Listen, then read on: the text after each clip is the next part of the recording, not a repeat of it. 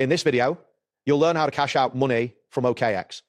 By following these steps, you will successfully withdraw your funds to your desired wallet. Begin by opening the OKX application or website on your device. Once the interface loads, look for the Assets tab, which is typically located in the main navigation menu. Click on Assets to access your account balance and available cryptocurrencies.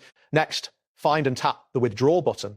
This option is usually situated prominently within the Assets section. After selecting Withdraw, a new screen will appear, prompting you to choose the cryptocurrency you wish to cash out, such as USDT, BTC, or ETH. After selecting your desired coin, you will need to paste the destination wallet address. Ensure that you have the correct address copied from your wallet. It is crucial to double-check this address, as sending funds to an incorrect or unsupported address may result in a permanent loss of your money. Once the wallet address is entered, you must choose the correct network for the transaction. For example, if you selected USDT, you may need to choose between TRC, AC20, or selecting the wrong network can lead to irreversible loss of funds, so verify that the network matches your wallet's requirements before moving forward.